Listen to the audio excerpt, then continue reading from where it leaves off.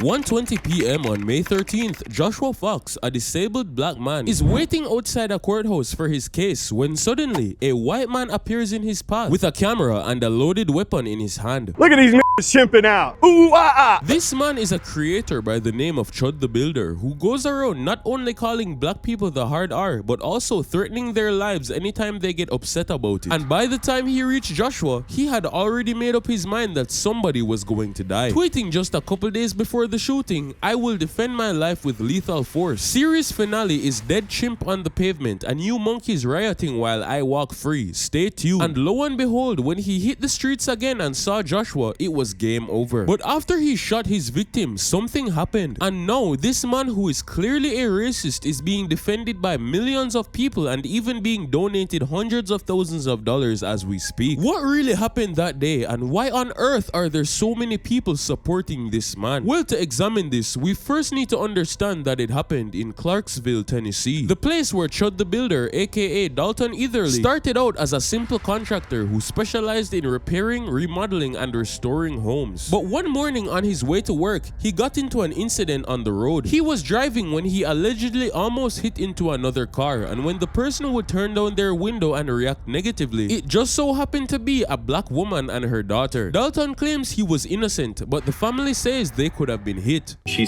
starts yelling at me saying, "What the fuck's your problem? What's your problem?" I said, "Just doing the speed limit." And then as soon as I said that, she threw her drink out the window. She said, Either way, they ended up at the same red light shortly after, and instead of letting the incident go, what Dalton chose to do when he saw the family again would haunt the rest of his life forever. He pulled out a Christian cross and mockingly decided to bless the woman through the window. The daughter took a picture of this and posted it to a local Facebook group called Idiots in Cars, a Clarksville community page where people would post their road rage encounters, and that one Facebook post would set up a chain reaction that would completely alter everything. They took that picture, posted it everywhere, said this guy's calling us hard R's, blah blah blah, got me fired. He lost his job and had to start his own remodeling business just to keep working his trade. But even after he did that, he would notice coordinated activity on social media with people actively warning others not to hire him. Make sure that if you live in Clarksville, Tennessee, you are not getting this guy to do any business for you. And these would appear anytime a customer searched his name online, resulting in some dire consequences for his income. But the final straw was when it even got him a baptism cancelled, because he had one scheduled at a local Catholic church until one day the priest would reach out to him and say that he was threatened that he'd be killed if he actually went through with it. Then they called the priest and they say, "Hey, we're gonna kill you if you baptize this guy." And so at this point, after losing everything, you'd think Dalton would step back and take some accountability, maybe start rebuilding his reputation. But instead, he decides that he has nothing left to lose. And so one day when he's in Walmart buying a birthday gift for his toddler son, he sees a black woman having an altercation with store staff and decides to take advantage of the opportunity. Bitch, you got me fucked up. I'll smack the shit out of you in here. Yeah, keep talking shit and I'ma show you. It's the usual And I'ma suspect. show you. Don't say a motherfucking thing to my kids. I wonder who pissed her off. She's out.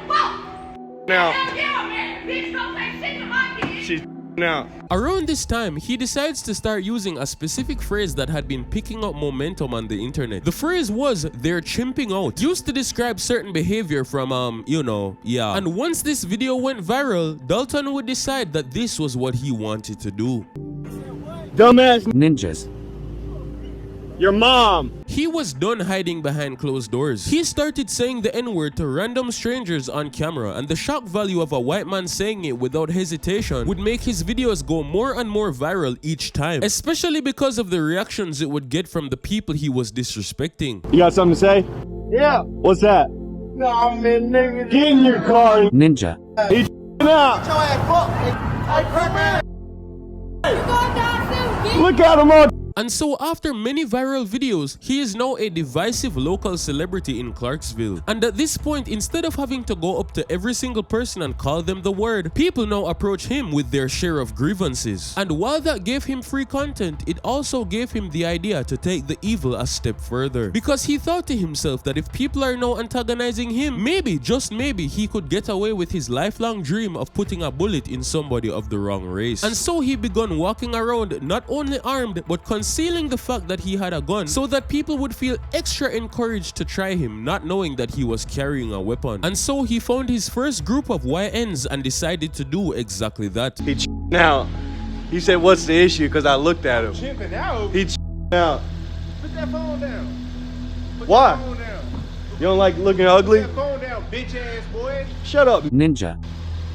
Come on, come do Put that something. phone down. Come do something. Put that phone Pull down. up. Oh, he got found. Yeah, walk up. Alright. That's what I thought. Yeah, alright. They out. They out. Dumbass. Ninjas. Dumbass. Ninja. Two of them. Two. Ninjas. Yeah, that's right. Yeah. Turn your fucking music down and don't park in the fire lane no more.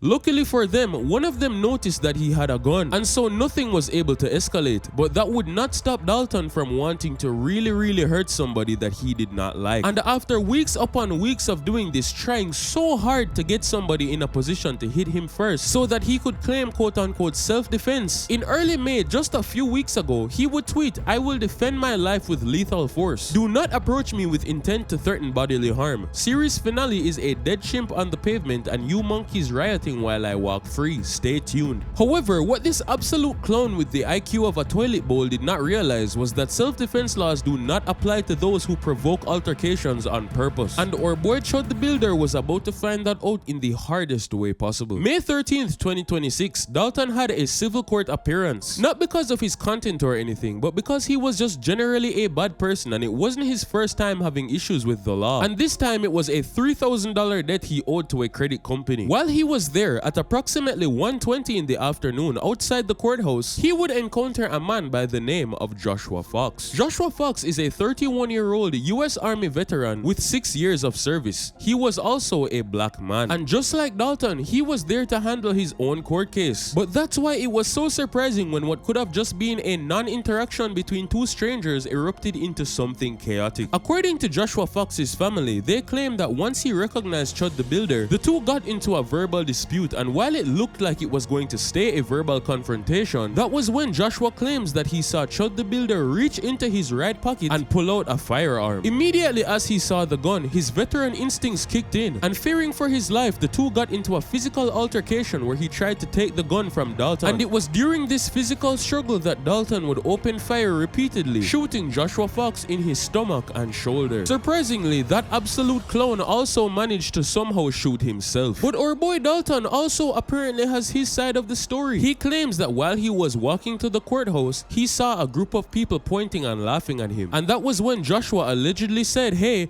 I have PTSD, and if you start saying anything about chimping out, I'm gonna hit you." Dalton then claims that Joshua Fox hit him first and he pulled out his weapon in self-defense. But regardless of who is telling the truth, the court actually caught the whole thing on security camera, which showed that the person to draw his weapon first was Dalton. And to make matters worse, not only did he shoot an innocent person, but this was literally a courthouse and there were dozens of innocent people there who could have been hit by a stray bullet. But no matter how bad the situation was, what happens next will shock you to your core. You see, within hours, Dalton's mugshot was everywhere, as he was charged with attempted criminal homicide, which in Tennessee carries a potential sentence of 15 to 60 years. Many people were calling him a racist piece of garbage and saying that he deserves whatever he's going to get. But there was also a loud minority of people supporting what Dalton did. People who think and act just like him, saying that they support his decision and that they're fighting for their white rights. And because of these supporters, he was able to gain over $150,000 in donations to help his case. It was so much money that the public defender that was initially representing him actually dropped the case. That, and also the fact that so many people were threatening him for even considering representing this guy. However, no matter how much money Dalton gets donated, it is highly likely he will never step out of that jail cell, because his bond is over $1.25 million,